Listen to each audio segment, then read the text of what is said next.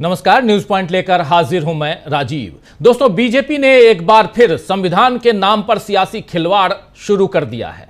इस बार बिसात संघ यानी आरएसएस ने बिछाई है, और वो भी खुलेआम, क्योंकि आरएसएस तो हमेशा से ही संविधान विरोधी रहा है। आप जानते हैं, उसे ना डॉक्टर अंबेडकर की सोच और नजरिए से इत्तेफाक है, और न ही आरएसएस ने तिरंगे को माना कभी भी। बाद में, बहुत बाद में आपने देखा कि आरएसएस ने अपने मुख्यालय पर तिरंगे को फहराया था, और संविधान का तो संघ ने शुरू से ही उससे किनारा किया, यानी संविधान को संघ ने शुरू से ही नकारा है, क्योंकि संविधान की सोच मनुस्मृति के नजरिए को खारिज करती है।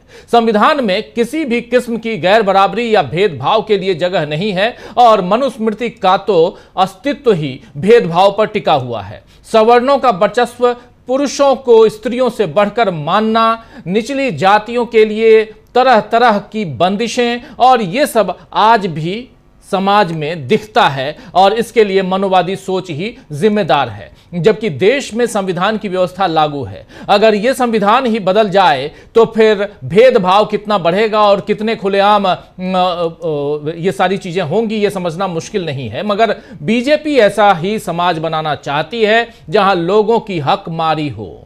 आपको याद होगा 2024 के लोकसभा चुनाव से पहले संविधान बदलने का मुद्दा ऐसे ही चालाकी से उठाया गया था। बीजेपी के कई नेताओं के सार्वजनिक बयान में कहा गया था कि इस बार हम संविधान को बदलने के लिए सत्ता में आ रहे हैं, और इसके लिए अब की बार 400 पार का नारा गढ़ा गया। लेकिन इस नारे से इतर बीजेपी 240 पर सिमट गई, और नरेंद्र मोदी संविधान के सामने सिर झुकाते नजर आए। मगर अब एक बार फिर संविधान बदलने की इच्छा प्रकट हो गई है। इस बार आरएसएस सरकार्यवाह दत्तात्रेय होसबले ने अपनी मंशा जनता के सामने रखी है, और बीजेपी नेताओं ने उसे आगे बढ़ाने का काम किया है। दत्तात्रेय होसबले ने आपातकाल का जिक्र करते हुए कहा है कि समाजवादी और धर्मनिरपेक्ष शब्दों को आपातकाल के दौरान संविधान की प्रस्तावना में शामिल किया गया था, और इन्हें प्रस्तावना में रहना चाहिए या नहीं, इस पर विचार किया जाना चाहिए। तो ये जो उच्च विचार हैं, ये दत्तात्रेय होसबले के हैं, उनके हिसाब से उच्च विचार।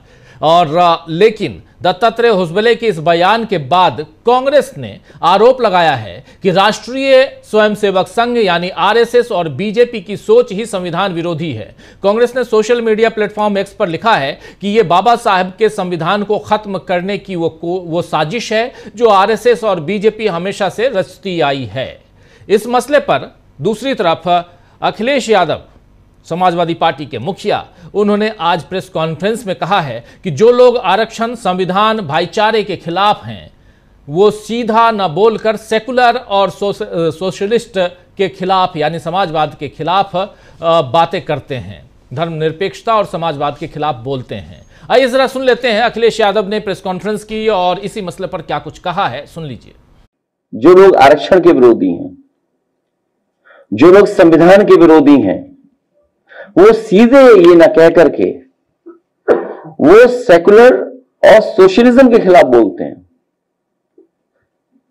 तमाम वो लोग जो आरक्षण के खिलाफ हैं, संविधान के खिलाफ हैं, भाईचारे के खिलाफ हैं, वो सीधा ना बोल करके जानबूझ करके सेकुलर और सोशलिस्ट के खिलाफ अपना समय समय पर विचार रखते हैं।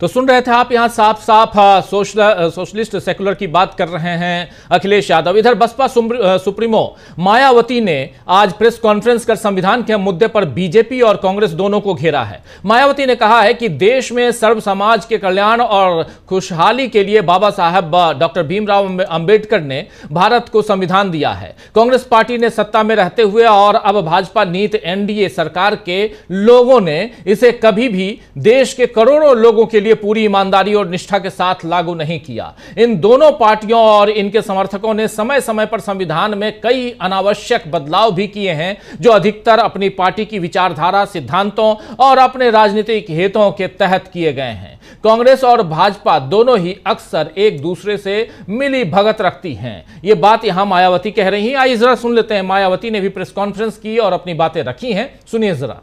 जैसा कि विदित है कि देश में सर्व समाज के हित एवं कल्याण हेतु सर्वजन हिताय व सर्वजन सुखाय एवं देश के निर्माण के पवित्र उद्देश्यों के लिए परम पूज्य बाबा साहब डॉक्टर भीमराव अम्बेडकर ने अपने आजीवन अथक संघर्षों के अनुभवों के आधार पर भारत को जो हर मामले में मानवतावादी बेहतरीन संविधान दिया है, तो उसका केंद्र में रही सत्ता के दौरान पहले कांग्रेस पार्टी ने और अब उसके बाद पिछले कुछ वर्षों से सत्ता में बीजेपी के नेतृत्व में चल रही एनडीए की सरकार के लोगों ने भी देश के करोड़ों देशवासियों के लिए व्यापक जन व देश हित में कभी भी इस पर अपनी पूरी ईमानदारी व निष्ठा से अमल नहीं किया है, बल्कि इन दोनों ही पार्टियों ने तथा इनके समर्थकों ने भी ज्यादातर अपनी अपनी पार्टी की विचारधारा, सिद्धांतों एवं अपने राजनीतिक स्वार्थ के तहत संविधान में समय समय पर काफी गैर जरूरी परिवर्तन भी कर दिए हैं, जिसकी देश में एकमात्र अम्बेडकरवादी बीएसपी पार्टी कड़े शब्दों में निंदा करती है, क्योंकि देश के बहुजनों में से खासकर करोड़ों गरीबों, मजदूरों, किसानों, महिलाओं, छोटे व्यापारियों एवं अन्य मेहनतकश लोगों को यही लगता है कि शुरू में केंद्र व देश के अधिकांश राज्यों में भी काफी लंबे समय तक सत्ता में आसीन रही कांग्रेस पार्टी ने और अब बीजेपी ने भी अपनी अपनी सरकार की गलत नीतियों एवं जन विरोधी चाल चरित्र व चेहरे को छिपाने तथा लोगों का ध्यान उन पर से हटाने के लिए ही अब ये ऐसी चालें ही चलती रहती है, जिनका क्रम न केवल आज भी जारी है, बल्कि इन मामलों में अक्सर कांग्रेस व बीजेपी ये दोनों पार्टियां अंदर अंदर एक होकर आपस में ही मिली रहती है और इनकी सभी अपनी गलत नीतियों एवं कार्यक्रम जनता पर जबरन थोपने व संविधान संशोधन आदि मामलों में ये दोनों पार्टियां दिल में कुछ और, जुबान पर कुछ और के दोहरे चरित्र वाली नीति अपनाकर। तो सुन रहे थे आप यहां पर मायावती अपनी बात, और खासकर जब वो संविधान की बात कर रही हैं, बाबा साहब अम्बेडकर की बात कर रही हैं, तो कांग्रेस को पहले और उसके बाद बीजेपी को उसमें घसीटने की कोशिश कर रही हैं, इन दोनों के ऊपर आरोप लगा रही हैं। लेकिन इधर जब होसबले की बात आती है तो होसबले के बयान पर शिवराज सिंह चौहान केंद्रीय मंत्री हैं, कृषि मंत्री हैं, उन्होंने भी इस बयान को आगे बढ़ाया है। कांग्रेस बीजेपी के 2 केंद्रीय मंत्रियों ने होसबले के बयान को आगे बढ़ाया है। जरा आइए आपको बताता हूं शिवराज सिंह चौहान ने क्या कहा है। शिवराज सिंह चौहान कहते हैं कि भारतीय संस्कृति का मूल सर्वधर्म समभाव है, न कि धर्मनिरपेक्षता। इसीलिए आपातकाल के दौरान जोड़े गए शब्द धर्मनिरपेक्ष शब्द को हटाने पर चर्चा होनी चाहिए।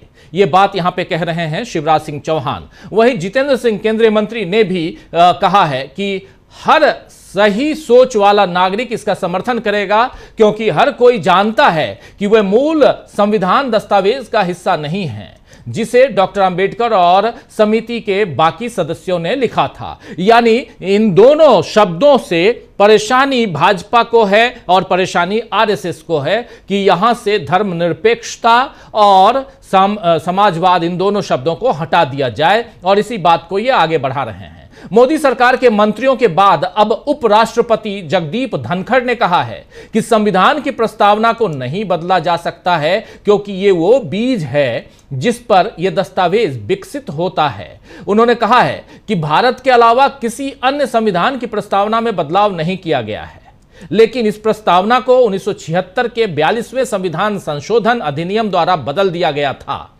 इसमें समाजवादी, धर्मनिरपेक्ष और अखंडता शब्द जोड़े गए थे। ये यहां पर कह रहे हैं कि नहीं बदला गया, लेकिन इसको जोड़ा गया। और आखिर आज ये बात कहकर कहीं ना कहीं फिर से उपराष्ट्रपति महोदय भी राजनीति करते हुए नजर आते हैं। दत्तात्रेय होसबले की बातों को आगे बढ़ाते हुए नजर आते हैं, जिसको आगे बढ़ाते हुए नजर आ रहे हैं भाजपा के 2 और केंद्रीय मंत्री, उसके अलावा कई और सारे नेता मंत्री तो बोलते ही रहते हैं। यहां चालाकी देखिए कि एक तरफ बाबा साहब के बनाए संविधान को बदलने की मंशा बीजेपी और आरएसएस की दिख रही है, और दूसरी तरफ प्रस्तावना में बदलाव का जिक्र करके बीजेपी और आरएसएस ये दिखा रहे हैं कि उनके लिए बाबा साहब तो आदरणीय है, लेकिन कांग्रेस के फैसलों पर ऐतराज है। कांग्रेस विरोध के नाम पर संविधान को ही बदलने की जो चालाकी बीजेपी कर रही है वो सबको नजर आ रही है। यहां सोचने वाली बात यह है कि आरएसएस और बीजेपी के नेता ही ऐसी मंशा दिखा रहे हैं, बल्कि संवैधानिक पद पर बैठे उपराष्ट्रपति भी इसमें खुलकर साथ देते हुए नजर आ रहे हैं। आपने सुन ही लिया कि उपराष्ट्रपति क्या कह रहे हैं।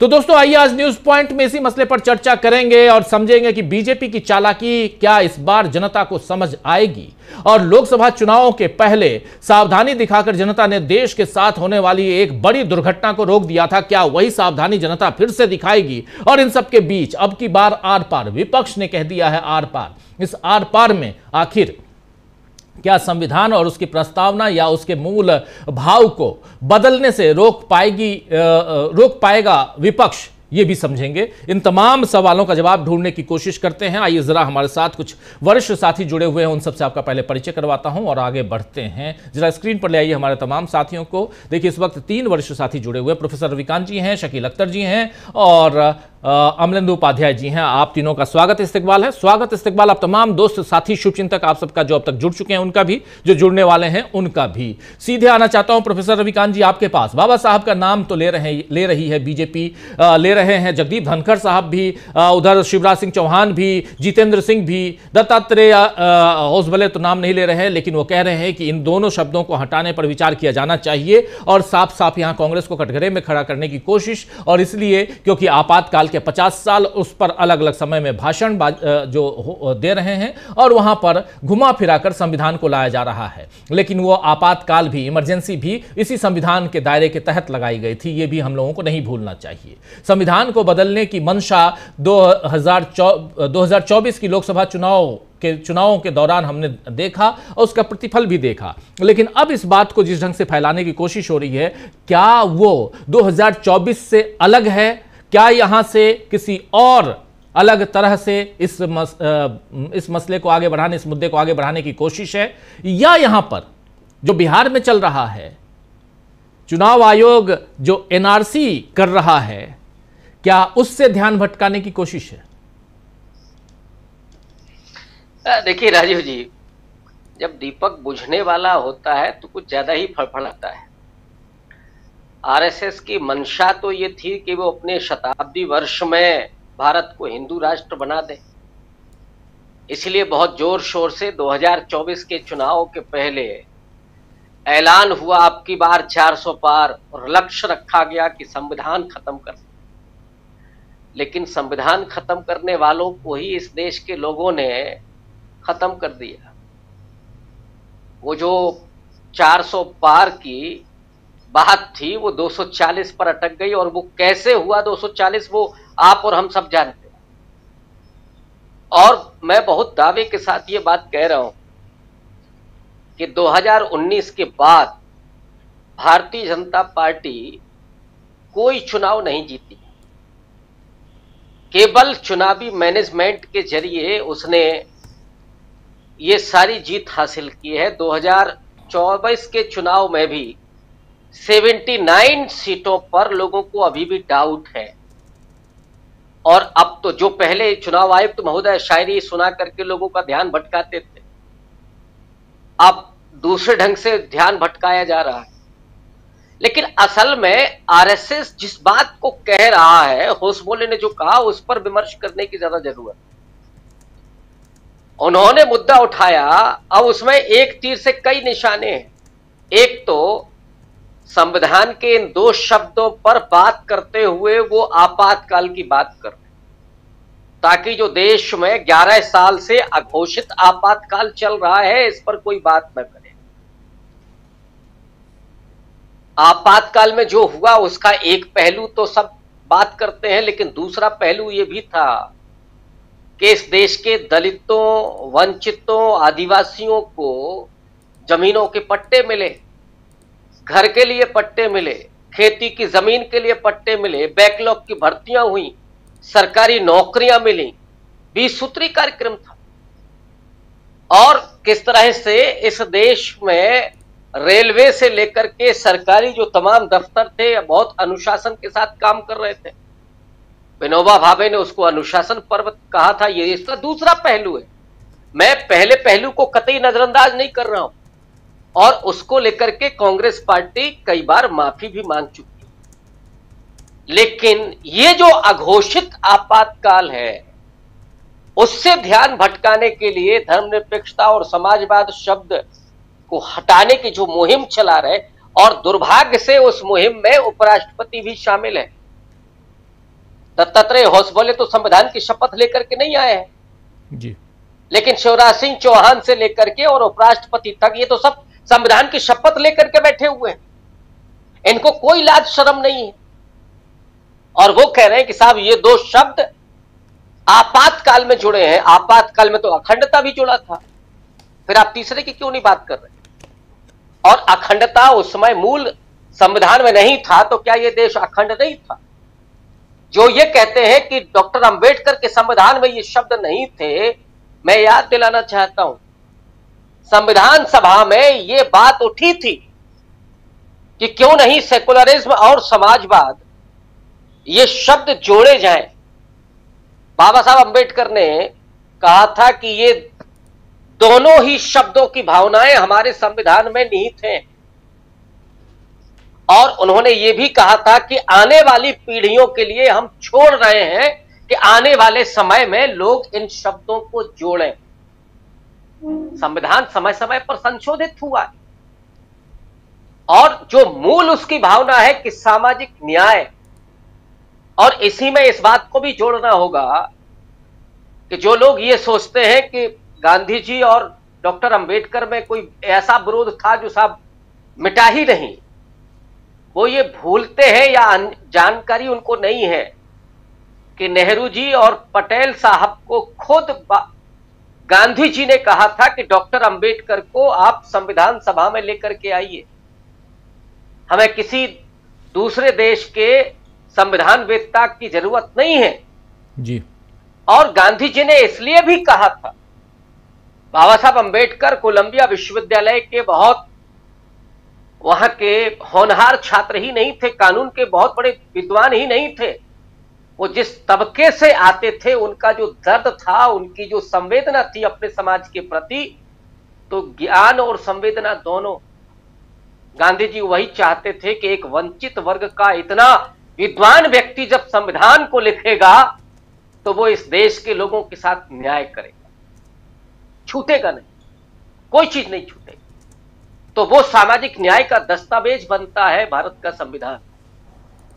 उसमें दलितों, पिछड़ों, महिलाओं के लिए, आदिवासियों के लिए जो अधिकार सुनिश्चित हुए, अल्पसंख्यकों के लिए जो अधिकार सुनिश्चित हुए, और इन 75 साल के इस सफरनामे में जो इन वंचित तबकों के लोग निकल करके आए, पढ़े लिखे लोग निकल करके आए, वो जब अपने इतिहास को याद करते हैं तो वो ये बार बार कहते हैं कि साहब हमको तो पहली बार स्वतंत्रता मिली, पहली बार समता और न्याय हमको मिला। तमाम धर्म ग्रंथों ने तो हमको गुलाम बनाया। महिलाओं के साथ क्या किया मनुस्मृति ने, दलितों और पिछड़ों के साथ क्या किया था मनुस्मृति ने। यह पहला ग्रंथ था जिसने सबको बराबर का अधिकार दिया। समाजवाद क्या है? समाज, बिना समाजवाद के क्या हम इस देश की कल्पना कर सकते हैं कि जहां समता स्थापित होगी? बिना सेकुलरिज्म के क्या हम ये संभावना देख सकते हैं कि इस देश में सभी जो पंथ हैं, जो धर्म हैं, जो संप्रदाय हैं, उनको समानता मिलेगी?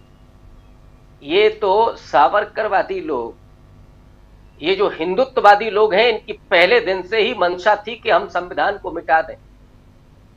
और आरएसएस ने संविधान पारित होने के 3 दिन के बाद जो कहा था कि ये संविधान हमको स्वीकार नहीं है।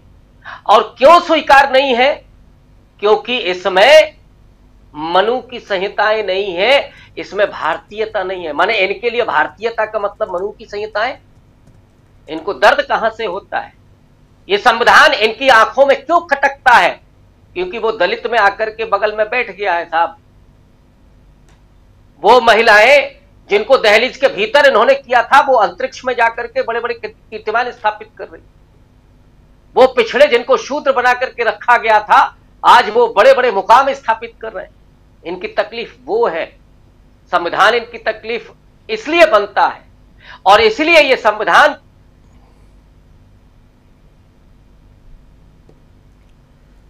डिस्कनेक्ट हो गया है आपका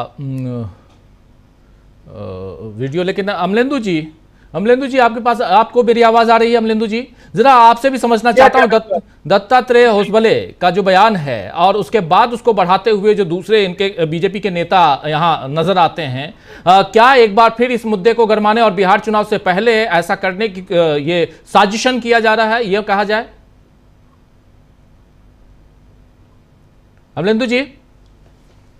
अमलेंदु जी भी डिस्कनेक्ट हो गए हैं। ये हमारे तमाम साथी, दिल्ली और आसपास बारिश हुई है, बारिश के बाद ये अमलेंदु जी आ रही है आवाज जी? क्या ये साजिशन, ये सब कुछ किया जा रहा है बिहार चुनाव से पहले? रविकांत जी भी आ गए। रविकांत जी प्लीज अपनी बात आगे बढ़ाइए, प्लीज।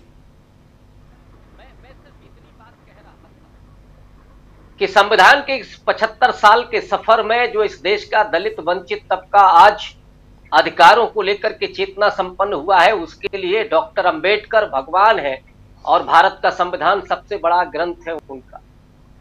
उस पर कोई भी आंच आए वो बर्दाश्त नहीं करेंगे। संविधान इनकी आंखों में क्यों खटकता है? क्योंकि इन्हें समता और न्याय वाला समाज नहीं चाहिए।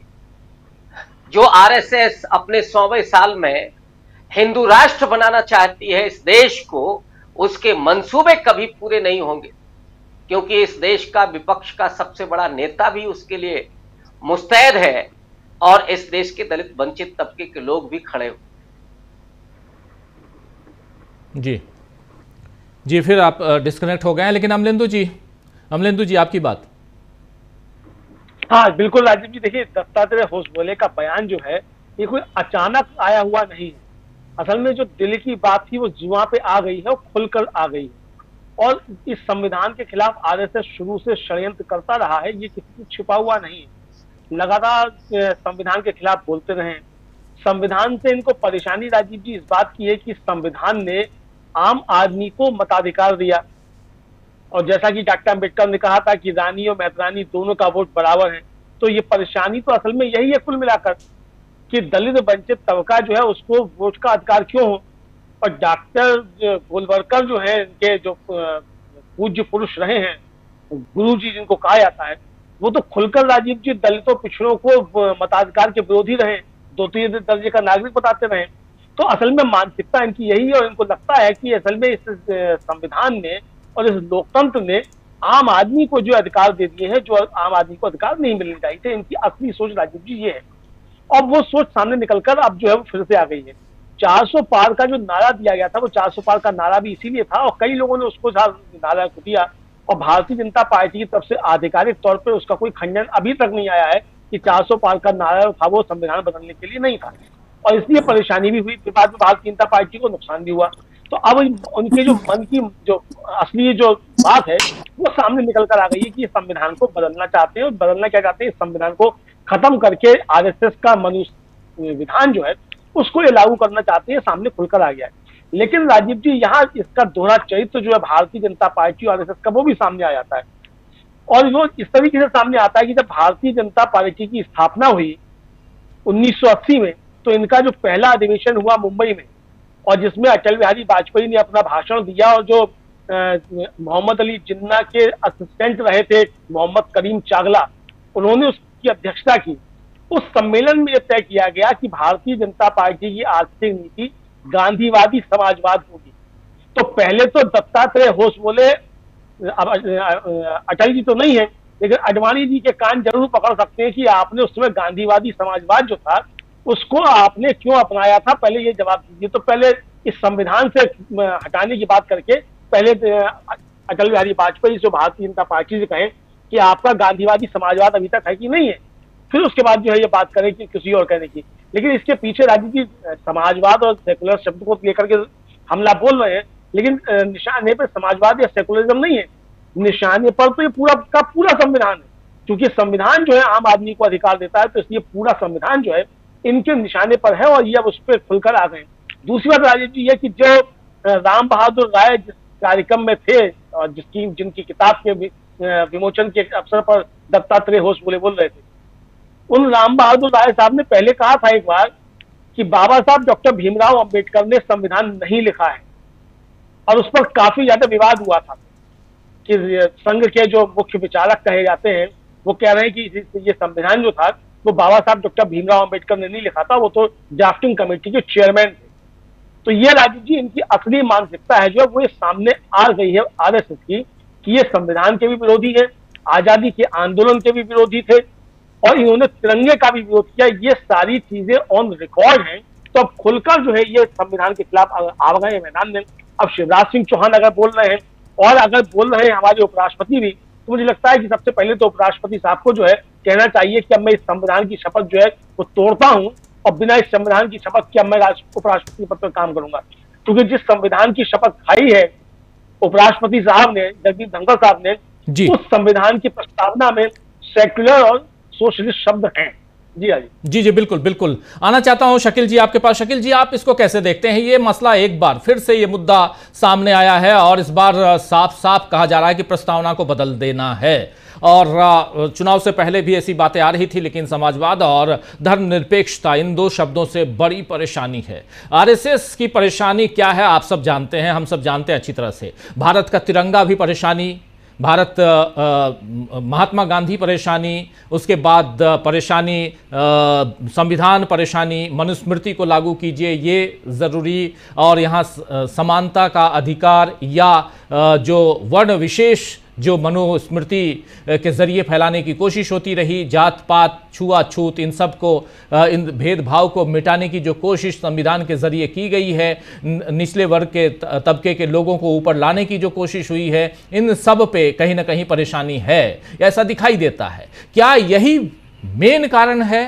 या इसके पीछे कुछ और भी है जो सियासी तौर पर नफा नुकसान के रूप में देखा जाए?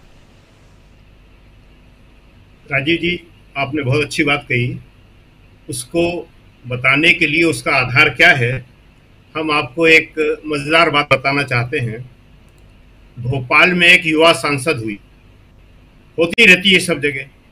वहाँ मोहन यादव भी मौजूद थे, मध्य प्रदेश के मुख्यमंत्री, और वहाँ एक लड़की ने बोलते हुए कहा कि आपातकाल में जीने का अधिकार भी नहीं था। मोहन यादव भी घबरा गए, मुख्यमंत्री माइक से बोले स्टेज से कि बहन जी कुछ ज्यादा हो गया, ये थोड़ा कम कर लो। तो ये देश में इस तरह का माहौल बना रहे हैं कि बच्चे जो हैं, लड़के लड़कियां, युवा वर्ग, उनके दिमाग में इतना गलत, झूठा और मिथ्या प्रचार भर गया है कि वो लड़की कह रही है कि आपातकाल में जीने का अधिकार भी नहीं था, और खुद मुख्यमंत्री उसको हजम नहीं कर पा रहे।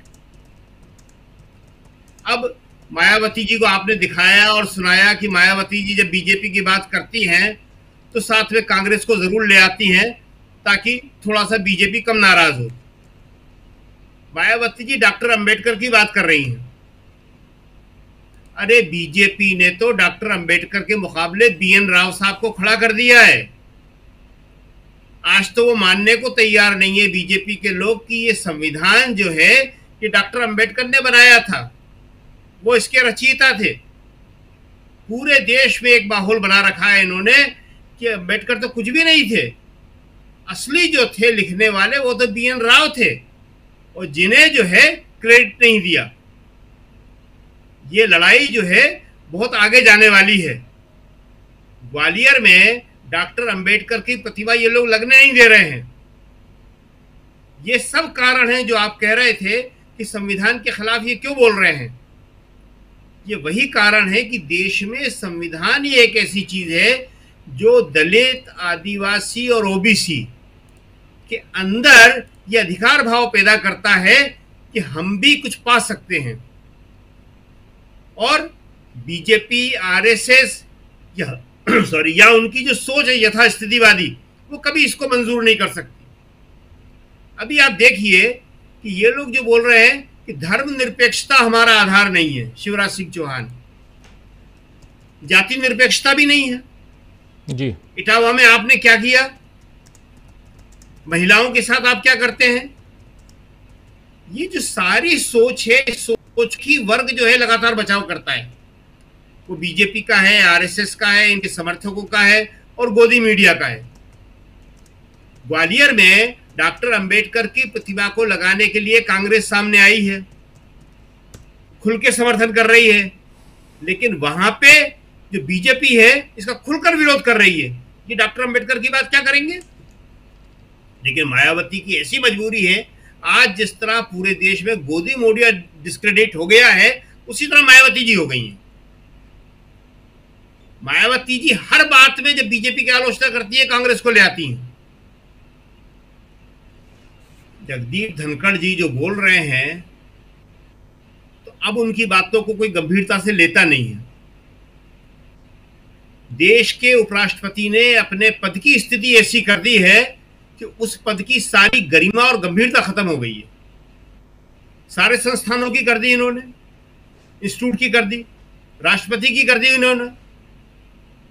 अगर आप इस संविधान पे विश्वास नहीं कर रहे हैं तो फिर आप ले आइए, जो होगा संसद में, या संसद को भी आप निरस्त कर दीजिए, लगा दीजिए मनुवाद। देखिए राजीव जी, इनको ये सारी बातें मालूम पड़ गई हैं, इनकी हालत इन दिनों बहुत खराब है। ये जो बिहार में वोटर लिस्टों का पुनर्निरीक्षण लाए हैं, ये इसीलिए लाए हैं कि इनके पास ये सूचना पहुंच गई है, इनके पास ये रिपोर्ट्स पहुंच गई है कि इस चुनाव में उनकी स्थिति बहुत खराब है। ऐसे नहीं लाए, देश में पहली बार ये हो रहा है। 3 महीने बाद बिहार में चुनाव है, कभी ऐसा नहीं हुआ कि 3 महीने पहले वो कह रहे हैं कि चुनाव की लिस्ट सारी की सारी नहीं बनेगी, लोगों को अपने जन्म का प्रमाण पत्र देना पड़ेगा, अपने माता पिता का देना पड़ेगा। देखिए, ये बात सोचने की ओबीसी को, दलित को, आदिवासी को है। आज कांग्रेस ने एक प्रेस कॉन्फ्रेंस करी इसी पे कि मध्य प्रदेश और छत्तीसगढ़ में ये लोग 27% ओबीसी आरक्षण नहीं दे रहे हैं। उन्होंने बताया कांग्रेस ने किस तरह दिग्विजय सिंह के टाइम में 27% आरक्षण दिया था मध्य प्रदेश में, जो उस टाइम अविभाजित था, तो छत्तीसगढ़ में भी लागू होता था। उसका फैसला कोर्ट से भी आ गया है, फिर भी नहीं दे रहे हैं। राहुल गांधी इस लड़ाई को बहुत अच्छी तरह लड़ रहे हैं। अभी अखिलेश को आपने सुनाया, अखिलेश ने बहुत साफ शब्दों में कहा कि ये लोग समाजवाद का और धर्मनिरपेक्षता का नाम ले रहे हैं, असली निशाना आपका आरक्षण है। लेकिन अफसोस की बात है कि दलित, आदिवासी और ओबीसी के जो नेता हैं उस बात को बिल्कुल नहीं समझ रहे। मायावती को भी आपने देख ही लिया। ये लड़ाई कांग्रेस लड़ रही है, ये लड़ाई अखिलेश यादव लड़ रहे हैं, तेजस्वी यादव लड़ रहे हैं, स्टालिन लड़ रहे हैं। लेकिन ये लड़ाई जो है, इन लोगों को जो लड़ना चाहिए वो नहीं लड़ पा रहे हैं। इटावा में इतना साफ साफ हुआ, पूरे देश में यादवों के खिलाफ एक माहौल बना दिया गया जी। दलितों के खिलाफ पहले से था, लेकिन इनके जो दूसरे सामाजिक नेता हैं या इनके जो इन्फ्लुएंसर हैं या और लोग हैं, वो सामने नहीं आ रहे हैं।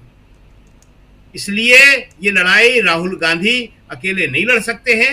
इस लड़ाई में जब तक ये समाज साथ में नहीं आएगा, और इस समाज के समझ में ये नहीं आ रहा है कि मुसलमान तो केवल बहाना है, असली निशाना यही है, क्योंकि मुसलमानों को कोई आरक्षण नहीं है, मुसलमान को कोई बेनिफिट नहीं है। मुसलमान जैसे पहले था वैसे ही आज है, लेकिन ये मुसलमान का नाम लेते हैं, ये लोग सारे फिर इकट्ठे हो जाते हैं इनके साथ में।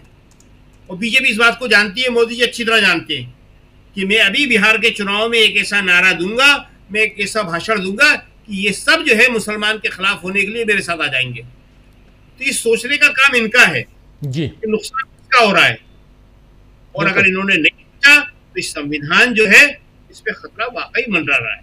जी जी बिल्कुल आप सही कह रहे हैं, संविधान पे खतरा मंडरा रहा है। लेकिन इधर बिहार का चुनाव और बिहार के चुनाव के 3 महीने 4 महीने पहले अगर वहाँ वोटर लिस्ट में अगर गड़बड़ी है कि नहीं है, यानी वोटर लिस्ट निरीक्षण का काम, जांच का काम अगर चल रहा है वो भी दूसरे ढंग से, कि सबको, जितने भी वोटर वहाँ हैं, 8 करोड़ वोटर हैं और 8 करोड़ वोटर्स को एक फॉर्म भरना होगा जिसमें ये जानकारी देनी होगी कि आप कब से कब पैदा हुए, और उसमें 3-4 अलग अलग पॉइंट है जिसको हम लोगों ने कल इसी न्यूज पॉइंट में हमने रखा था, और उसके जरिए ये बताना होगा कि सचमुच आप बिहार के निवासी हैं।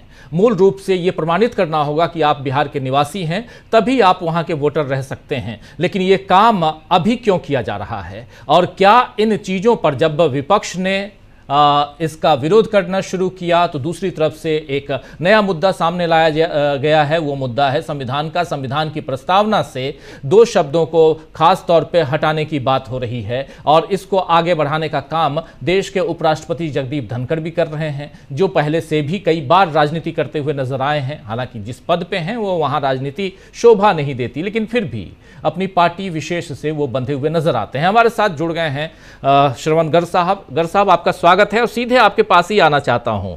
और मुद्दा बिल्कुल गर्मा गर्म, अभी ईरान और इजराइल की बात हो रही थी। ईरान इजराइल में अभी शांति का आलम है, ऐसा कहा जा रहा है, लेकिन दूसरी तरफ हिंदुस्तान में सियासी तौर पर हम देखें तो घमासान मचा हुआ है, जो हमेशा रहता है।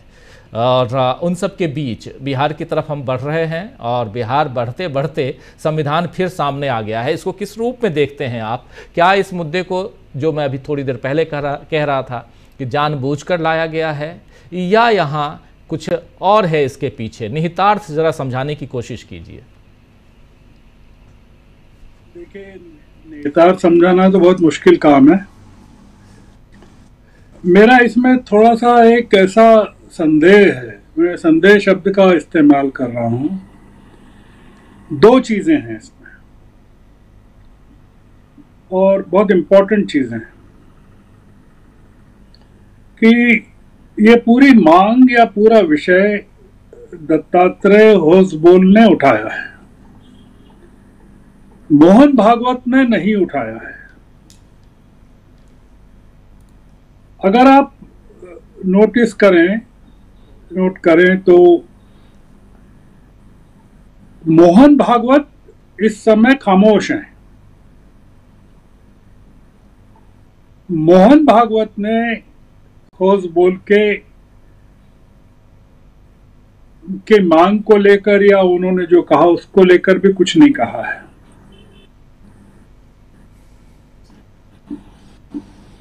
वो लोग जो जानते हैं आरएसएस को और बीजेपी को, वो मानते हैं कि आरएसएस में ऑलरेडी 2 तरह के लोग या 2 तरह की विचारधाराएं या 2 तरह के पावर सेंटर्स हैं। और एक पावर सेंटर जो है वो होसबोले के पास है, जो बेंगलोर से चलता है, और दूसरा पावर सेंटर जो है भागवत चलाते हैं, वो नागपुर से चलता है। एक तो इसमें यह समझने की बात है, इसको डिकोड कैसे करें ये एक अलग मुद्दा है, पर जो दिख रहा है कि इतना बड़ा मुद्दा इस समय क्यों उठाया गया। दूसरा ये हो सकता है कि नरेंद्र मोदी जी को या तो संघ संकट में डालना चाहता है या संकट से बचाना चाहता है। संकट में डालने का मतलब ये कि सरकार अगर इस मामले पर कुछ नहीं करती है जो इन्होंने मांग की है, जिसको समर्थन भी मिला है, शिवराज सिंह का मिला है, जितेंद्र सिंह का मिला है, और हमारे उपराष्ट्रपति जी का भी मिला है, तो इसमें क्या सरकार की किरकिरी होगी और वो जो हिंदू वोट है वो मोदी जी से या बीजेपी से नाराज हो जाएगा। जो चीज ये करना चाहते हैं राजीव जी, वो कर नहीं पाएंगे।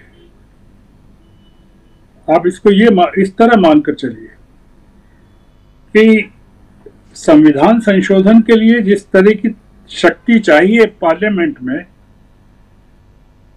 और जिस तरह का राज्यों का समर्थन चाहिए, वो है नहीं इनके पास। तो ये अगर मांग कर रहे हैं और सरकार जवाब दे और करना भी चाहें तो ये कर नहीं पाएंगे। मतलब इसमें एक जो सबसे बड़ी दुविधा है कि ये प्रियम्बल में संशोधन कैसे करेंगे, क्या उतनी मेजोरिटी है क्या इनके पास संसद में। तो एक तो चीज ये है कि जब तक डिलिमिटेशन नहीं होता है, जब तक नए चुनाव नहीं होते हैं, जब तक सेंसस पूरा नहीं हो जाता है, 2029 के बाद क्या स्थिति बनती है, इस मांग का कोई समर्थन मतलब नहीं है। तो इसका मतलब अगर नहीं है तो इसके पीछे इरादा है कोई डिस्ट्रैक्शन का, चीजों को भटकाने का, देश का ध्यान कहीं अलग लगाने का, बहस को बदलने का। तो क्या विपक्ष इस बहस में फंसेगा? मुद्दा ये, क्योंकि ये लगातार कोशिश कर रहे हैं, करते हैं ऐसी कि बिहार में कुछ गड़बड़ी करना चाहते हैं तो उस समय दिल्ली में कोई नया मुद्दा छेड़ देते हैं जिससे कि पूरे विपक्ष का ध्यान उस तरफ चला जाए। तो मुझे इसमें इनके जो इरादे हैं, असली इरादे, वो और कुछ नजर आते हैं। और इस मांग का न तो कोई औचित्य है, न वो की जा पाए, कर सकेंगे ये लोग, जो एक स्पष्ट रूप से नजर आता है। क्योंकि जिस समय ये संशोधन किया गया संविधान में या जोड़ा गया प्रियम्बल में, उस समय परिस्थितियां अलग थी। शिवराज सिंह 4-5 बार संसद सदस्य रहे हैं। अटल बिहारी वाजपेयी जी की हुकूमत रही है केंद्र में। न तो होसबोले ने, न भागवत ने, न शिवराज सिंह ने इसको लेकर कभी मांग की।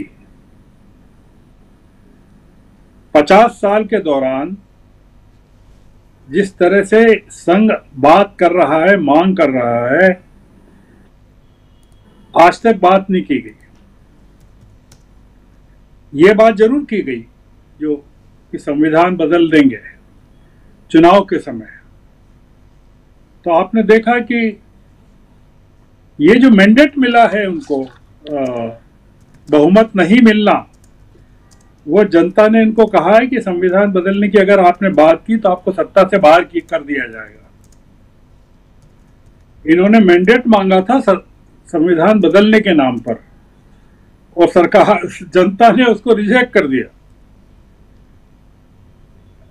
तो आप सोचिए कि जनता जिस दल को, जिस गठबंधन को अस्वीकार कर दे, उसकी इस मांग पर कि उनको संविधान बदलना है, वो पार्टी संविधान बदलने की हिम्मत कैसे कर सकती है? दूसरा, जो गठबंधन बैसाखियों पर टिका है, क्या नीतीश कुमार की पार्टी और चंद्रबाबू की पार्टी एनडीए में नरेंद्र मोदी की हुकूमत का इस मुद्दे पर साथ देगी कि नहीं देगी? और अगर नीतीश कुमार देते हैं तो उनका बिहार में क्या हश्र होगा? तो क्या नीतीश कुमार से पूछा जाए या जेडीयू के किसी सांसद से पूछा जाए, मंत्री से पूछा जाए कि इस मांग का आप समर्थन करते हैं कि विरोध करते हैं? हमको पता चल जाएगा कि ये पूरा का पूरा मामला किस तरह से मिसफायर होगा, और मिसफायर हो गया है। इसमें जो एक चीज जो अभी देख रहे हैं हम लोग कि धीरे धीरे विपक्षी दल लामबंद हो रहे हैं इसको लेकर। एक जो पॉइंट है विपक्ष को एक होने का मिल रहा है, जी। तो अब ये एक अच्छा किया इन्होंने, दत्तात्रेय होसबोल ने, कि आप पाएंगे कि सारे के सारे विपक्षी दल जो है, क्योंकि ये मुद्दा जो है बेसिकली जाति जनगणना का जो पूरा खेल है उसको पंक्चर करना चाहते हैं ये लोग। तो बीजेपी जो कमिट कर रही है जाति जनगणना को, घोषणा कर चुकी है कि सेंसस के साथ जाति जनगणना कराएगी, और दत्तात्रेय होसबोले कह रहे हैं कि सेकुलरिज्म की कोई जरूरत नहीं है, समाजवाद की कोई जरूरत नहीं है। इसका मतलब है कि बहुत जबरदस्त तरीके से इनके पार्टी में और संघ में आंतरिक विरोधाभास चल रहा है, और ये उस विरोधाभास को बर्दाश्त नहीं कर पा रहे हैं। क्योंकि अगर इतने संकट में सरकार फंसी हो, चीन को लेकर, पाकिस्तान को लेकर, अमेरिका को लेकर, ऑपरेशन सिंदूर को लेकर, और ऐसे समय में एक इस तरह की बात छेड़ना, लोग आश्चर्य व्यक्त करेंगे कि अरे ये क्या हो क्या गया इनको, ये कर क्या रहे हैं, क्यों कर रहे हैं। तो इनकी नीयत पर और उनकी मंशा पर शक होने लगेगा। तो मैं मानता हूँ राजीव जी कि ये कोई इनका जो पूरा का पूरा खेल है वो बहुत सीरियस नहीं है, वो एक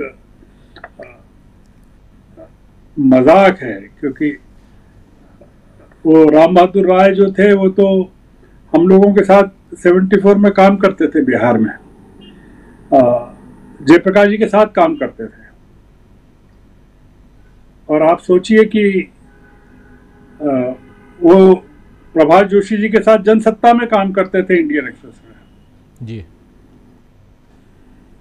और वो आदमी आज किस पद पर बैठा हुआ है और किस तरह की बातें कर रहा है।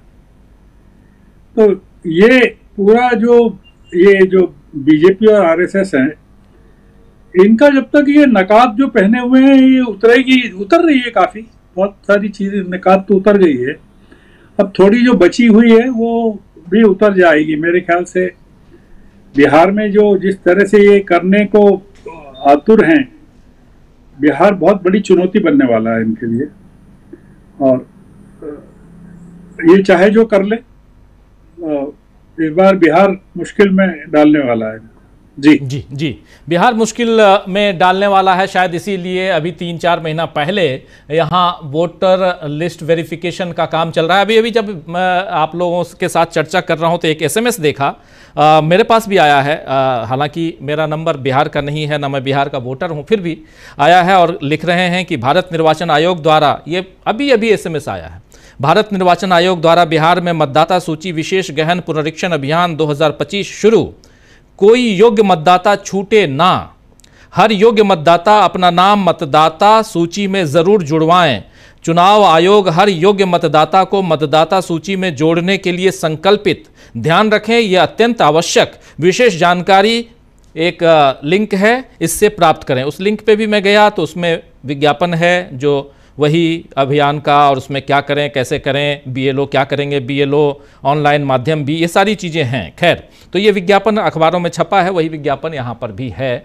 लेकिन ये इस वक्त देने का मकसद क्या, और चुनाव आयोग, इसके ज़रिए चुनाव आयोग के जो बयान आ रहे हैं वो यही कि घुसपैठियों, बांग्लादेशियों, दूसरे देश के नागरिक जो यहाँ आए हुए हैं, उन लोगों को मतदाता सूची से बाहर निकालना हमारा मकसद। लेकिन जब ऐसा है तो फिर अल्पसंख्यक वर्ग के कई नेता नाराज नजर आ रहे हैं। और अभी से थोड़ी देर पहले एक चिट्ठी और आई है असदुद्दीन ओवैसी की, जिन्होंने चिट्ठी लिखी है इसी मसले पर चुनाव आयोग को, इस बारे में। खैर, लेकिन दूसरी तरफ मुद्दे कितने सामने लाए जा रहे हैं उनको जरा सामने अगर हम देखते हैं तो यहाँ दिखाई देता है प्रोफेसर रविकांत जी कि संविधान का मुद्दा, फिर उधर पश्चिम बंगाल में एक नया मुद्दा आ गया है, एक लड़की के साथ बलात्कार का, उस पर भी आनन फानन में बहुत सारी चीज़ें हो रही हैं, और बहुत कुछ अभी आने वाले समय में हम लोग देखेंगे। लेकिन जैसा गर्ग साहब कह रहे हैं, प्रोफेसर रविकांत जी, जो गर्ग साहब कह रहे हैं वो बात बहुत, मतलब उस पर गहन चिंतन मनन और चर्चा परिचर्चा की ज़रूरत है कि बिहार इस बार बहुत बड़ी चुनौती बनकर सामने खड़ा है। इसीलिए शायद यहाँ पर ऐसी और तिकड़मों को लाया जाएगा, ये माना जाए, जिसमें संविधान, लेकिन संविधान को सिर माथे लगाते हुए, बार बार संविधान का जिक्र करते हुए और घबराते हुए, कांपते हुए नजर आते हैं जब भी संविधान का जिक्र आता है तो नरेंद्र मोदी। लेकिन इस बार यह मामला नरेंद्र मोदी की पार्टी या बीजेपी की तरफ से नहीं आया, यह मामला उठा इधर से है, आरएसएस की तरफ से है। हालांकि यह भी हम जानते हैं कि दोनों एक ही हैं, एक ही सिक्के के दो पहलू, लेकिन फिर भी यह कितनी दूर तक जाएगा। और एक बात गर्ग साहब और महत्वपूर्ण कह रहे थे, जिसमें जाति आधारित जनगणना की भी बात है कि उससे भी ये वो नहीं करवाएंगे। जरा आपके विचार भी, आपका विश्लेषण भी यहाँ जरा समझना चाहता हूँ इस पे। देखिए राजीव जी, ये लड़ाई जो इस समय चल रही है पूरे देश में, एक तरफ आरएसएस का हिंदुत्व है तो दूसरी तरफ राहुल गांधी सामाजिक न्याय की बात कर रहे हैं और इसके इर्द गिर्द ही पूरे देश की राजनीति चल रही है। सबसे अच्छी बात यह है कि राहुल गांधी खुल करके आरएसएस के हिंदुत्व के खिलाफ और जो सामाजिक न्याय के सवाल हैं उन पर पूरा दृढ़ प्रतिज्ञ होकर के लगातार काम कर रहे हैं, संघर्ष। बिहार के चुनाव पर इस बयान का क्या असर होने जा रहा है, मुझे लगता है कि 2015 के इलेक्शन को याद कर लिया जाए। 2015 के बिहार चुनाव के ठीक पहले मोहन भागवत का बयान आया था कि संविधान आरक्षण की समीक्षा करने की जरूरत है। इस बयान को विपक्ष ने जिस तरीके से पकड़ा था और उसके बाद ही जो हालात बने थे कि वहां पर जो बीजेपी है वो चुनाव हारी थी और आरजेडी के नेतृत्व में विपक्ष चुनाव जीत करके आया था। उस समय संभवतः नीतीश कुमार साथ में थे। इसी तरह से ये बयान भी इस बिहार के चुनाव में बड़ा परिवर्तनकारी साबित होने जा रहा है। हालांकि पहले से ही वहाँ बीजेपी और नीतीश कुमार की परिस्थितियां बहुत प्रतिकूल हैं। नीतीश कुमार की मनोदशा को लेकर के, उनके स्वास्थ्य को लेकर के ही सवाल खड़े हो रहे हैं। तेजस्वी यादव लगातार उस पर बात कर रहे हैं। वो ये कह रहे हैं कि नीतीश कुमार के साथ में जो लोग हैं वो भारतीय जनता पार्टी के साथ मिल करके और नीतीश बाबू को ही खत्म करने पर लगे हुए हैं, उनकी पूरी राजनीति को ही खत्म करना चाहते हैं और नीतीश बाबू थक चुके हैं। तो दूसरी तरफ इसी बिहार से जाति जनगणना का मुद्दा सामने आया, जिसे राहुल गांधी ने एक केंद्रीय मुद्दा बनाया राजनीतिक विमर्श का। ये दोनों मुद्दे राहुल गांधी उठाएंगे और इसमें एक रिजर्वेशन का भी इशू होगा। और आज कांग्रेस पार्टी ने प्रेस कॉन्फ्रेंस करके वो अपने मंसूबे बता दिए हैं कि लगातार सरकारी नौकरियों में, शिक्षण संस्थानों में दलितों और पिछड़ों के जो अधिकार है उनको कर्टेल किया जाए। अव्वल तो नौकरियां ही खत्म की जा रही और जहां पर नौकरियां कहीं एनएफएस हो रहा है, कहीं कुछ और हो रहा है। बैकलॉग की भर्तियां तो, और यही बैकलॉग इंदिरा गांधी के समय पे हुआ था। तो दरअसल ये जो पूरी बैटल है, ये जो पूरा चुनावी संघर्ष है, वो अब इन दो तीन शब्दों के इर्द गिर्द घूमेगा। बिहार का पूरा चुनाव, वो संविधान बचाने की बात, आरक्षण बढ़ाने की बात, जाति जनगणना कराने की बात, और दूसरी तरफ बीजेपी आरएसएस वो जो संविधान को ही खत्म करना चाहती है, जो डॉक्टर अंबेडकर का अपमान ही नहीं कर रही है बल्कि उनके विचारों की भी हत्या करने पर लगी हुई। ये पूरा राजनीतिक विमर्श बनने जा रहा है आने वाले समय में। लेकिन विपक्ष की जो सबसे बड़ी चुनौती होने जा रही है वो है कि जो चुनाव आयोग है और चुनाव आयोग की जो भूमिका है उससे वो कैसे मुठभेड़ करेगी, कैसे उसके साथ संघर्ष करेगी, इस चुनौती का वो सामना कैसे करती। क्या लाखों वोटर लिस्ट से गायब कर दिए जाएंगे इसके नाम पर जो भी किया जा रहा है कि साहब योग्य जो मतदाता है वो अपना देखें कि उनका वोटर लिस्ट में वोट है कि नहीं है। योग्य मतदाता क्या होता है? जो भी इस देश का नागरिक है वो योग्य है। उसमें योग्यता और अयोग्यता क्या किस काम की? इसके लिए भी क्या ब्लड ग्रुप देखा जाएगा कि साहब किस ब्लड ग्रुप का है वही योग्य होगा, या कितनी उसकी कद काठी है वही योग्य होगा, कितना पढ़ा लिखा है वही योग्य होगा? इस देश के संविधान निर्माण के समय जब सभी को जो वयस्क मताधिकार दिया गया, उस समय 21 साल था, राजीव गांधी ने उसको 18 साल किया। तो 18 साल का कोई भी नागरिक वो वोट करने का अधिकार है उसके पास है। अब इसमें चुनाव आयोग ये योग्य और अयोग्य लेकर के कहां से आ रहा है? इस चुनौती से जूझना विपक्ष की जिम्मेदारी है, और मुझे लगता है कि लोग खुद ब खुद विपक्ष के साथ खड़े। सामाजिक न्याय की राजनीति, और इन्होंने तो जो मजदूर है, जो नौजवान है पढ़ा लिखा, जो किसान है, इन सबके सुख चैन को छीन लिया। अस्पतालों में दवाई नहीं है, स्कूलों में पढ़ाई नहीं है, स्कूलों को मर्ज किया जा रहा है उत्तर प्रदेश में, खत्म किए जा रहे हैं स्कूल, लगातार प्राइवेटाइजेशन हो रहा है। तो प्राइवेटाइजेशन के जरिए किसके अधिकार जा रहे हैं? दलितों, वंचितों, पिछड़ों के अधिकार जा रहे हैं। महिलाओं के साथ ये क्या कर रहे हैं? ये जो पूरे सामाजिक समीकरण है, सामाजिक जो परिस्थितियां हैं, वो लोगों की आंख खोलने के लिए पर्याप्त है। और ये जो सरकार है वो दरअसल नागरिकों पर हमला कर रही है, उनकी जीविका पर, उनके सपनों पर, उनके अरमानों पर, उनके सुख चैन पर। क्या आज कोई ये कह सकता है कि साहब वो गरिमापूर्ण जीवन जी रहा है?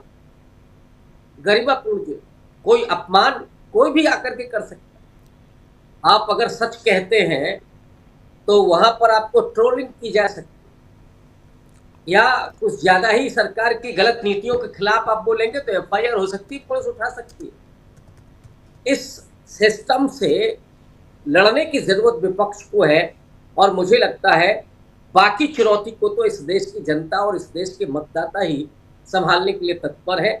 बिहार में इसका आपको परिणाम भी दिखाई देगा अगर सिस्टम से विपक्ष मुस्तैदी के साथ लड़ सका, चुनाव के आज से लेकर के और चुनाव के अंतिम परिणाम तक। जी, ये नहीं है कि साहब वोटर लिस्ट के बाद हम खत्म कर दें, फिर हमारी जिम्मेदारी नहीं है।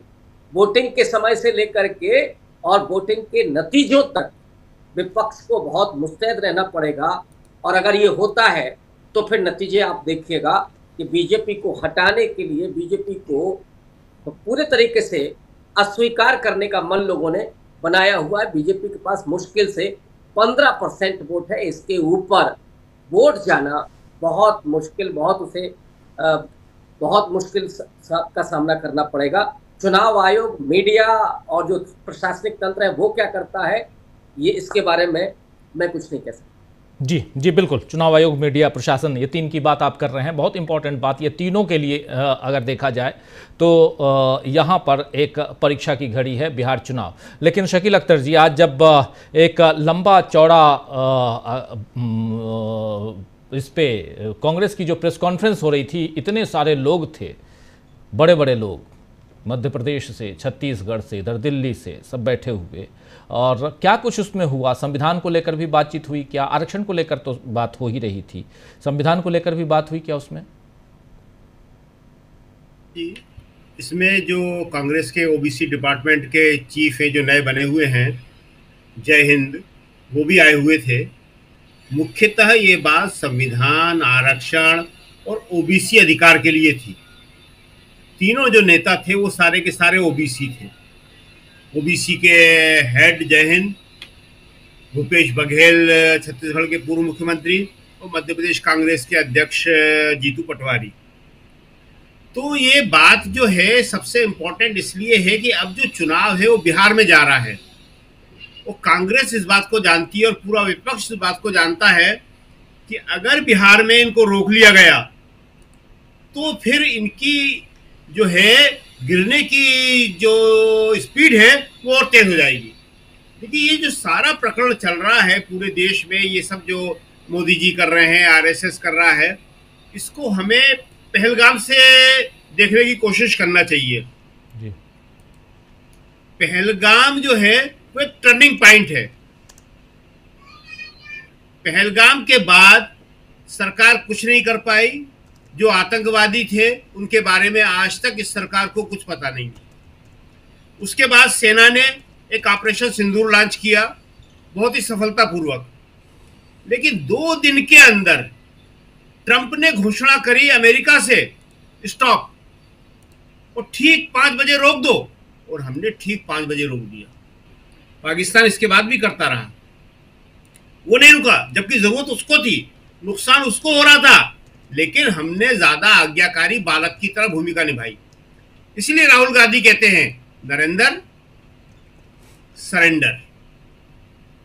तो ये जो है वहां के बाद में बीजेपी के अंदर एक बहुत जबरदस्त सोचने की और चिंता की और परेशानियों की बात बन गई है, क्योंकि उसका जो कोर वोटर है वो पहली बार 11 साल में निराश हुआ है और नाराज भी हुआ है। निराश तो बहुत ही हुआ है, क्योंकि उसको लग रहा था कि हम जो उसको सिखाया गया था, हम बोलते रहते थे कि इंदिरा गांधी नहीं ले पाएंगे, अब तो मोदी जी पीओके ले ही लेंगे। लेकिन गोदी मीडिया ही ले पाई उसको, बाकी हमारी सरकार ने हमारी सेना को नहीं लेने दिया। सेना आगे बढ़ रही थी, बढ़त पर थी। तो ये जो मुद्दा है ये सबसे बड़ा मुद्दा है, और उसी पैनिक रिएक्शन में, उसी घबराहट में ये संविधान के ऊपर बातें और दूसरी बातें कर रहे हैं। और ये जो है बहुत आगे तक जाने वाला है। क्यों? क्योंकि अभी ट्रंप साहब ने कह दिया कि डील साइन होने वाली है। और ये डील काय पे है? मुख्यतः जो हमारे कृषि उत्पाद हैं उनके ऊपर, कि अमेरिका से आने वाले जितने भी कृषि उत्पाद हैं उन पे टैरिफ कम करो, और यहां से जाने वाले जो है उन पे बढ़ाओ। इस देश की जीडीपी में सबसे ज्यादा योगदान इस वक्त किसान दे रहा है, 4% से ऊपर। उसी की वजह से थोड़ी सी दिख रही है ये, किसान पूरी तरह तबाह हो जाएगा। अभी मुख्यमंत्री से बात करी है कश्मीर के और हिमाचल के सेब उत्पादकों ने, और प्रधानमंत्री से टाइम मांगा है जो नहीं मिल रहा उनको। अमेरिका सबसे पहले सेब पहुंचाना चाहता है वहां से, एप्पल, और ये गोदी मीडिया दूसरे दिन से हेडिंग लगाना शुरू कर देगा, अब खाइए अमेरिका के सस्ते और सुंदर सेब। जबकि वो सेब भारत में आते ही भारत का सेब उत्पादक किसान जो है, बागवान जो है, वो खत्म हो जाएगा। इसी तरह बाकी जितने भी उत्पादन है, जितने भी उत्पाद हैं जिसको कहते हैं कृषि, खत्म हो जाएंगे। इसलिए मोदी जी घबराए हुए हैं, क्योंकि वो ट्रंप से कुछ नहीं कह सकते। वो सिर्फ यहीं पे ये सब बातें कर सकते हैं कि समाजवाद का शब्द हटा दो, धर्मनिरपेक्षता का शब्द हटा दो, कांग्रेस ऐसी, नेहरू ऐसे, और वो जो निशिकांत दुबे हैं उनको रोज एक चिट्ठा पकड़ा दिया जाता है और पढ़ने के लिए चले आते हैं वो। आज मूल मुद्दा इन सब बातों का नहीं है, लेकिन वो इन्हीं बातों कर रहे हैं। लेकिन इससे निकलने का रास्ता, इससे लड़ने का रास्ता विपक्ष को ठीक तरीके से सही स्ट्रेटेजी बना के खोजना पड़ेगा। अखिलेश बहुत अच्छी बात कर रहे हैं, तेजस्वी कर रहे हैं, राहुल कर रहे हैं, लेकिन अभी सब अलग अलग बातें कर रहे हैं। ये मौका ऐसा है जहां महागठबंधन की एक मीटिंग राष्ट्रीय स्तर पे होना चाहिए, जिसे ये इंडिया गठबंधन कहते हैं। बीजेपी क्या क्या कर सकती है जरा इसको प्रेडिक्ट करना चाहिए इनको। कोई भी कर सकता है, सबको मालूम है कि आरएसएस क्या करने वाली है। वो किसी भी हालत में बिहार चुनाव जीतना चाहती है। ये वोटर लिस्ट का जो निरीक्षण का काम शुरू हुआ है, इससे कैसे लड़ना है ये कोई छोटी बात नहीं है। लाखों लोगों को निकाल देंगे ये इसमें से, और सिर्फ माइनॉरिटी को नहीं निकालेंगे। अभी लोग ये समझ रहे हैं सिर्फ माइनॉरिटी जाएगी, इसमें दलित और ओबीसी भी जाएगा। उन्हें मालूम है कि माइनॉरिटी का एक हिस्सा तो नीतीश कुमार को वोट दे देता है, जो बीजेपी के फायदे में जाएगा, लेकिन यादव वोट जो है वो शायद एक भी नीतीश कुमार को या बीजेपी को नहीं जाएगा, इसलिए उनके भी वोट कटेंगे, दलित के भी वोट कटेंगे, क्योंकि दलित अध्यक्ष बना रखा है कांग्रेस ने वहां पे। तो ये लड़ाई सिर्फ जो है बीजेपी हर तरह से मुसलमान की तरफ मोड़ना चाहती है, और जो बाकी लोग हैं वो ये सोच के कि मुसलमान को मार के हम फायदे में रहेंगे, इनके साथ जुड़ना शुरू हो जाते हैं। लेकिन अंततः निशाने पे इन्हीं सबको आना है। आरक्षण बीजेपी को इन्हीं से छीनना है। बीजेपी का, आरएसएस का मूल मुद्दा अखिलेश ने बहुत अच्छा कहा आज, उसको ज्यादा से ज्यादा लोगों तक पहुंचाना चाहिए कि समाजवाद, धर्मनिरपेक्षता तो बोलने की चीजें हैं, निशाना तुम्हारा आरक्षण है असली, ये मत भूलो। आरक्षण को पूरी तरह खत्म कर दिया जाएगा, जैसा भी रविकांत जी बता रहे थे। 2015 में खुद मोहन भागवत ने बोला था, ये चुनाव के बीच में बोला था और हार गए थे वो चुनाव। 2024 के चुनाव से पहले संविधान बदलने की बात करी थी, बहुमत भी नहीं मिल पाया। ये एक बड़ा अच्छा मुद्दा है, लेकिन इसको बीजेपी के इस मुद्दे से लड़ना है, ये इंडिया गठबंधन को सोचना पड़ेगा। और अगर इस मुद्दे पे ठीक से लड़ लिए तो बिहार चुनाव बीजेपी के लिए बहुत मुश्किल होने वाला है। इसीलिए वो वोटर लिस्ट का पुनर्निरीक्षण करा रहे हैं। इसको समझना चाहिए कि 3 महीने पहले क्यों आया है सवाल। इसलिए आया कि वो जो है कमजोर विकेट पे है इस वक्त, बहुत कमजोर विकेट पे है इस वक्त। वो उनके पास एक यही रास्ता है कि वोटर काट दो, सिर्फ वही वोटर रह जाए जो इन्हें वोट कर सके। ये मैसेज वोटर तक पहुंचाना है, मतदाता तक पहुंचाना है कि तुम्हारी आज इज्जत या पूछ इसीलिए है कि तुम वोट देने का अधिकार रखते हो। और ये समझ लो कि तुम्हारे वोट देने के अधिकार पे ही संकट आ रहा है, तुम्हारा वोट देने का अधिकार ही खत्म होने वाला है। और जिस दिन वोट देने का अधिकार खत्म हो गया तो फिर तुम्हें कोई नहीं पूछेगा, 5 किलो अनाज भी मिलने वाला नहीं है। जी राजीव जी। जी गर्ग साहब, ज़रा समझना चाहता हूं कि अगले साल 5 राज्यों के चुनाव हैं, अभी बिहार का चुनाव, फिर अगले साल पश्चिम बंगाल, असम, तमिलनाडु, केरल, पुदुचेरी, 5 राज्यों के चुनाव अगले साल होने हैं। उससे पहले अगर मुद्दों की बात की जाए तो कोई मुद्दा दिखाई नहीं देता। अभी शकील जी ने जो बातें रखी हैं उन बातों पर अगर गौर फरमाएं तो कोई मुद्दा नज़र नहीं आता है, फंसी हुई भाजपा दिखाई देती है। और इन सब के बीच सिर्फ और सिर्फ एक ही नैया पार लगाते हुए एक ऑर्गेनाइजेशन दिखाई देता है, वो चुनाव आयोग है। क्या अब यहाँ पर अगर चुनाव आयोग की बात की जाए तो उस चुनाव आयोग के सामने कितनी चुनौतियाँ हैं? विपक्ष बार बार अपनी बात रख रहा है, राहुल गांधी अपनी बात रख रहे हैं, राहुल गांधी ने हरियाणा और हिमाचल को लेकर भी बात रखी है। यहाँ अगर चुनाव आयोग एक्सपोज हो रहा है और इसी हिसाब से चुनाव कराता रहा, कितना विश्वास रहेगा चुनावों पे? क्या इसके जरिए चुनाव से भरोसा लोगों का टूट जाए, खत्म हो जाए, उस दिशा में देश को ले जाया जा रहा है, ऐसा माना जाए? देखिए, आपने जो बताया अगले साल जिन राज्यों में चुनाव हैं उनमें कोई भी ऐसा राज्य नहीं है जहां बीजेपी जीत सकती है। असम को छोड़ सकते हैं आप जी, केवल जहां वो सत्ता में है। आप अगर कहें बंगाल में, आप कहें केरल में, आप कहें तमिलनाडु में, कहीं भी उसका चांस नहीं है। वहां चुनाव आयोग कुछ कर ही नहीं पाएगा। अगर आप उपचुनाव के नतीजे देखें जो अभी 4 राज्यों की 5 सीटों के आए हैं, बीजेपी को सिर्फ 1 सीट मिली है, वो भी गुजरात में। गुजरात की 2 सीटों में 1 सीट आम आदमी पार्टी को मिली है। 1 सीट मिली है कड़ी की, 1 सीट पंजाब की आम आदमी पार्टी को मिली है, 1 सीट बंगाल की टीएमसी को मिली है, 1 सीट केरल की कांग्रेस को मिली है, यूडीएफ को मिली है। आप ये बताइए कि केरल में बीजेपी तीसरे नंबर पर है,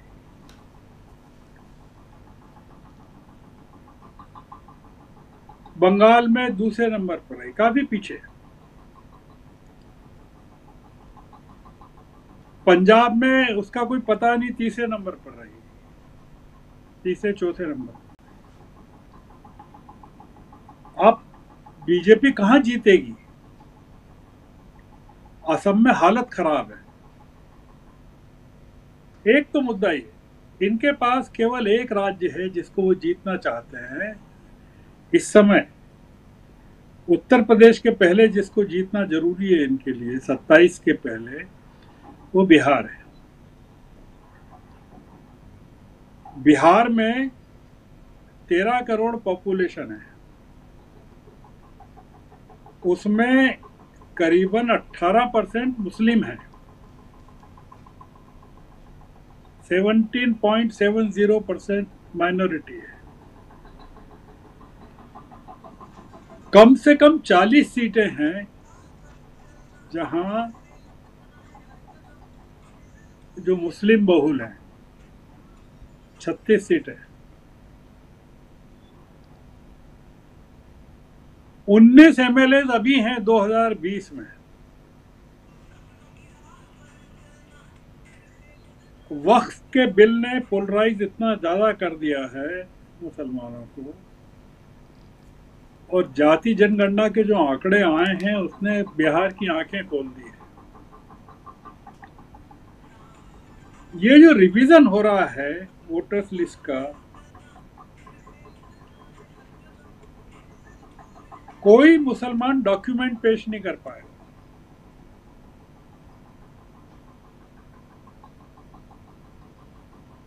अगर वो कहेंगे कि 2003 के बाद के जितने हैं वो डॉक्यूमेंट्स पेश करें,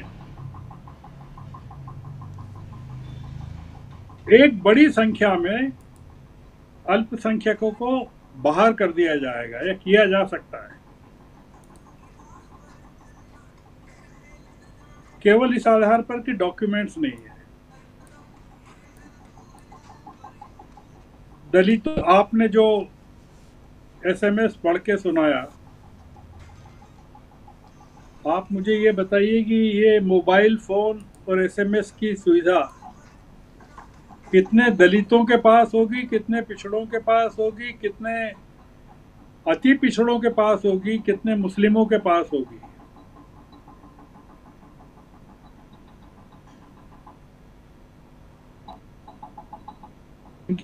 खाने को नहीं है, पेट भरने को नहीं है। आप अगर नीतीश कुमार के जमाने की जाति जनगणना के आंकड़े निकालें तो वहां किस आय में गरीब आदमी जिंदा है इसका पता चलेगा।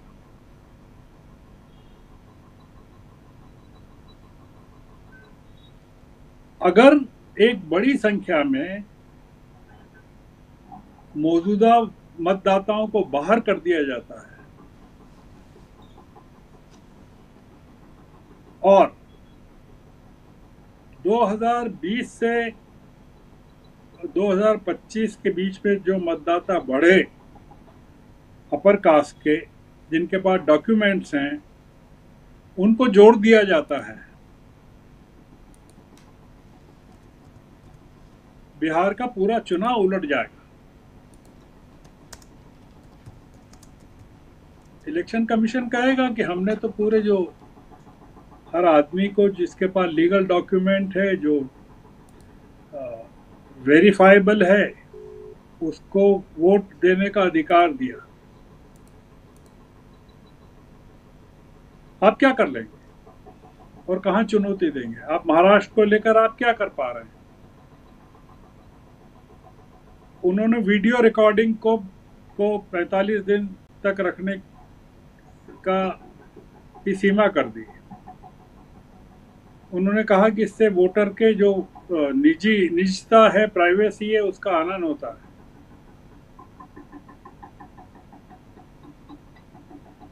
आप एक डेमोक्रेटिक तरीके से तानाशाही देश में लाना चाहते हैं,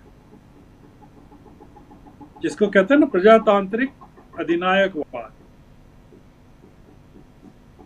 डेमोक्रेटिक डिक्टेटरशिप।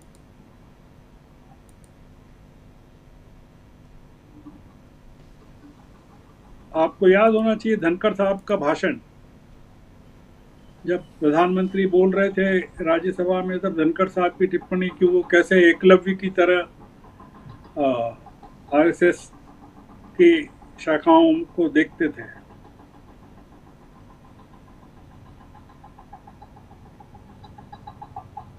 अमलिंदु जी ने ठीक कहा, उन्होंने कहा ना, आप जिस पद पर बैठे हैं उस पद पर बैठने की शपथ आपने उस संविधान को लेकर ली है जिसको आप बदलना चाहते हैं। तो आप में थोड़ी सी भी स्वाभिमान है तो आप इस्तीफा दीजिए अपने पद से। पहले, और कहिए कि जब तक संविधान से ये 3 शब्द या 2 शब्द नहीं हटाए जाएंगे, मैं इस संविधान की शपथ नहीं लूंगा।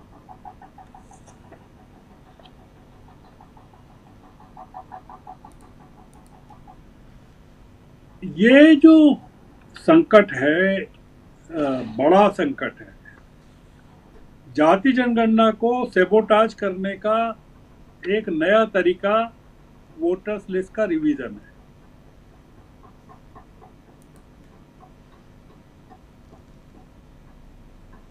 और आप पाएंगे कि पूरा कंपोजिशन बिहार असेंबली का बदल जाएगा,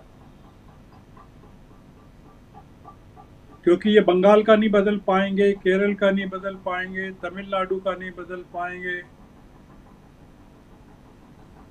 तो बिहार का बदलना जरूरी है।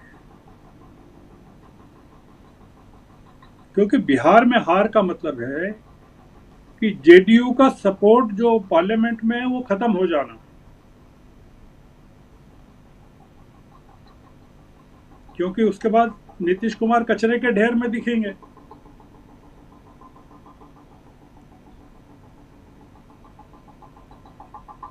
जीत जाएंगे तो उनका रिहेबिलिटेशन हो सकता है।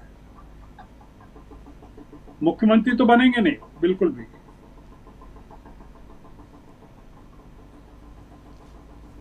पर उनकी आकांक्षा उपराष्ट्रपति बनने की है, तो वो हो सकता है पूरी हो जाए।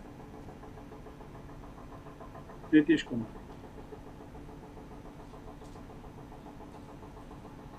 तो इसलिए ये जो चैलेंज है बिहार का, ये काफी गंभीर और काफी बड़ा है चैलेंज। और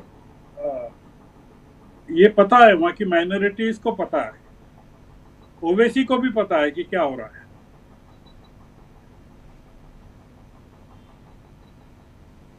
और ये जो दलित नेता हैं, चिराग पासवान और जो भी हैं कुशवाहा, और इन सबका नुकसान होने वाला है, ये समझ नहीं रहे हैं।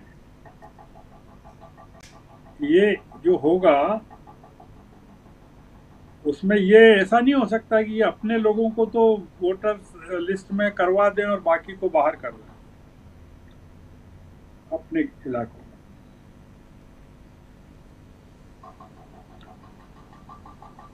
तो हो सकता है कि पासवान का जो अपना इलाका है, जो वर्तमान में सीटें हैं, उतनी बच जाए, पर चीफ मिनिस्टरशिप की दावेदारी जितनी सीटें उनको नहीं मिले, उनको हाशिए पर कर दिया जाए पूरी तरह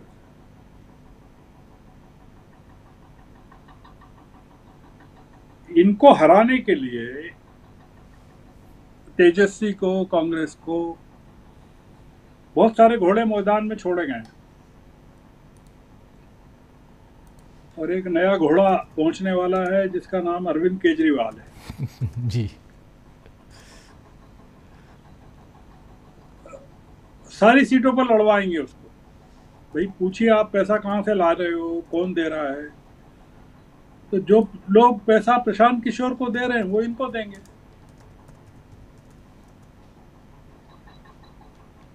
ये कोई आसान काम नहीं है वहाँ तेजस्वी के लिए और राहुल। ये पूरा तेज प्रताप का एपिसोड भी जो है वो पूरा का पूरा टाइमली उसको एक्सपोज किया गया है जानबूझ करके।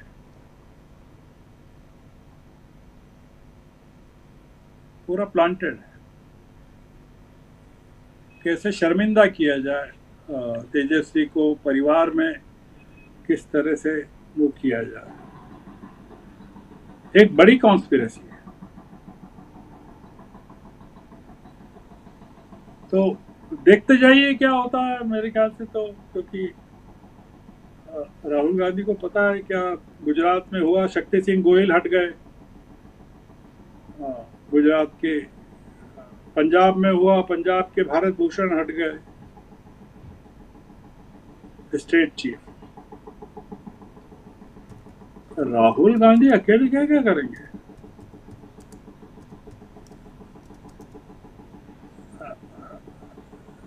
राहुल गांधी भी एक इंसान है ना, हाड़ मांस के आदमी है कि क्या है?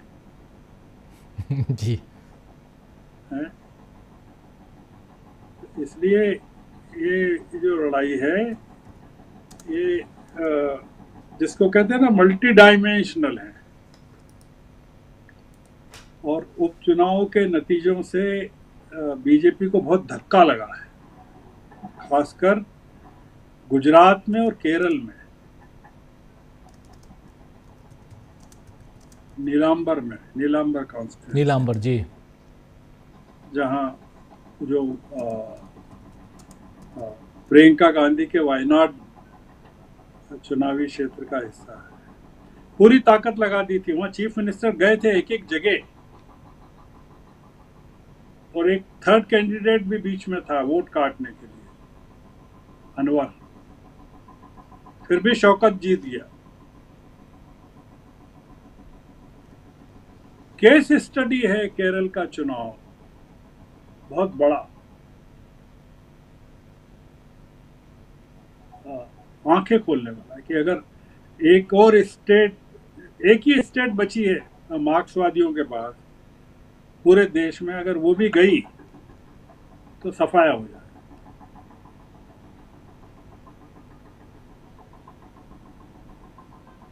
तो ये जो चुनाव है राजीव जी, इसमें इस चुनाव में एक तो जेडीयू खत्म हो जाएगी, केरल के चुनाव में सीपीएम खत्म हो जाएगी, 2027 के चुनाव में वो चले गए हमारे रविकांत जी, बीएसपी खत्म हो जाएगी जी, जैसे आम आदमी पार्टी दिल्ली में खत्म हो गई। तो ये एक बड़ा, एक नए किस्म का पोलराइजेशन राजनीति में चल रहा है। बीजेपी डरी हुई है बिहार को लेकर। तो इलेक्शन कमीशन पर हम कह तो रहे हैं, आरोप लगा रहे हैं सभी लोग, और वो आरोप, इलेक्शन कमीशन जिस तरह से काम कर रहा है वो बड़ा सिस्टमेटिक है कि भाई आपके पास डॉक्यूमेंट ही नहीं है जी, तो आप वोटर नहीं है।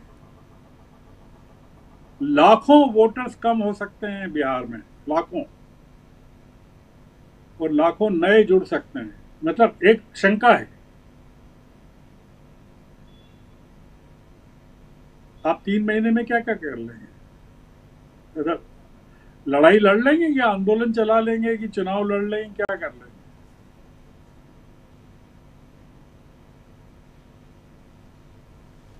एक चुनावी बैटलफील्ड है वो, काफ़ी मुश्किल भरा कह सकते हैं, और ख़ासकर विपक्ष के लिए, क्योंकि बीजेपी जिस ढंग से यहाँ पर बिसात बिछाई हुई है, उससे बीजेपी को हो सकता है कि इसमें सफलता मिल जाए, लेकिन बीजेपी के लिए, जैसा आप बता भी रहे हैं गर्ग साहब, की यही एक सबसे बड़े, मतलब एक जगह है बिहार जहाँ किसी भी हाल में चुनाव जीतना है।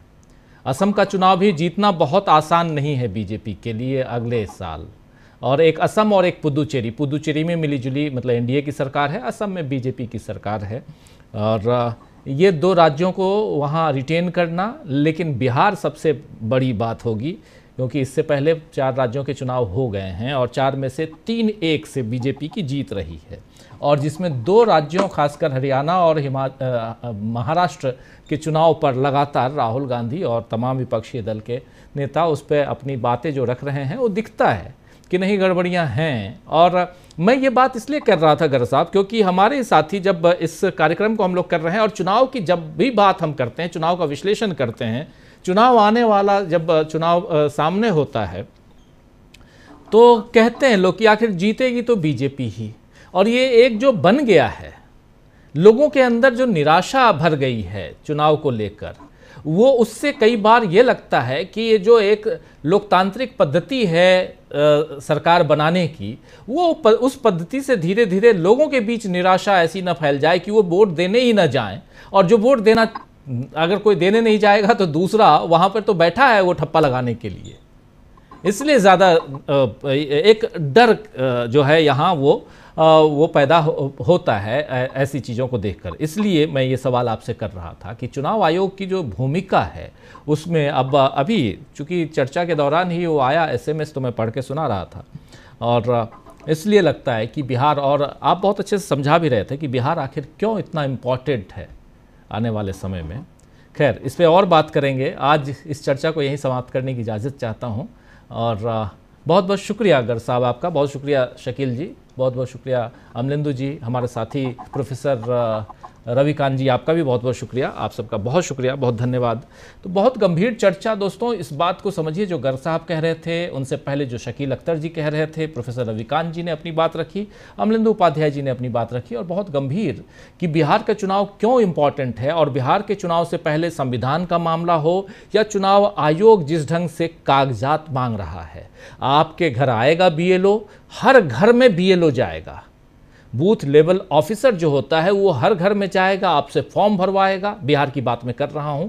ये तो एक कहें तो शुरुआत है, ये हो सकता है पूरे देश में कल को लागू हो जाए, लेकिन बिहार चुनाव इंपॉर्टेंट बीजेपी के लिए जितना है उतना ही इंपॉर्टेंट विपक्ष के लिए है। विपक्ष के लिए खोने के लिए यहाँ कुछ भी नहीं है, विपक्ष के लिए यहाँ पर विपक्षी दलों, उस गठबंधन के लिए जो भी है सो पाने के लिए है, उनको लड़ना है पाने के लिए। लेकिन बीजेपी या NDA को यहाँ पर रिटेन करना है, यानी सरकार बचानी है, ये सबसे बड़ी चुनौती है। और उससे ज़्यादा बड़ी चुनौती नीतीश कुमार के लिए है, जो बात यहाँ कह रहे थे गर्ग साहब की कई अलग अलग दल आने वाले समय में वो समापन की ओर जाएंगे। जैसे हमने दिल्ली में आम आदमी पार्टी को देखा, केरल में अगर इनकी सरकार चली गई, वाम दलों की सरकार, LDF की सरकार चली गई, तो मार्क्सवादियों का, वामपंथियों का सफाया हो जाएगा, सुपड़ा साफ हो जाएगा पूरे हिंदुस्तान से। ये उनको चिंता करनी चाहिए, मार्क्सवादियों को, कम्युनिस्ट पार्टियों को चिंता करनी चाहिए। और इसके अलावा अगर बिहार में देखा जाए तो यही चिंता नीतीश बाबू को करनी होगी। अगर नीतीश बाबू अगर इस चुनाव में हारते हैं तो उनकी पार्टी का क्या होगा, यह भी एक चिंता का विषय है। ऐसी चिंताएं अभी और बढ़ेंगी, और क्या दूसरी तरफ बीजेपी मजबूत होगी, ये एक बड़ा सवाल है। पर्सनली मुझे नहीं लगता, क्योंकि बीजेपी के साथ सबसे बड़ी चीज है कि उसके साथ पिछले 11 साल का और ऐसे अभी बढ़ते हुए साल का जितना भी उनके पीठ पे जो बोझ है, नरेंद्र मोदी की पीठ पर जो बोझ है, वो और बढ़ेगी और वो और दबेंगे। देखते हैं आगे क्या होता है। लेकिन बहुत शुक्रिया आपका, बहुत बहुत शुक्रिया रविंद्र कुमार जी, बिहार से ही इनको सबक सिखाया जाएगा लिख रहे हैं। पूरन पाटीदार जी बहुत बहुत शुक्रिया, शुभरात्रि लिख रहे हैं। और डॉक्टर विनोद प्रकाश गुप्ता शलभ साहब लिख रहे हैं, ये धर्म चक्रवर्ती की उपाधि जो मोदी जी को मिली, क्या ये शंकराचार्यों या CDS है जो चारों शंकराचार्यों के कामों का नेतृत्व करेगा। उदय प्रसाद सिंह साहब हमारे साथ बने हुए हैं, राजेश कुमार धनकर साहब बने हुए हैं। और एक ऐसा धर्म चक्रवर्ती है जो सुबह से शाम तक सिर्फ और सिर्फ झूठ बोलने का काम करता है, लिख रहे हैं उदय प्रसाद सिंह साहब, अशोकनगर पटना बिहार से। और शिव कुमार पारिक साहब भी हैं।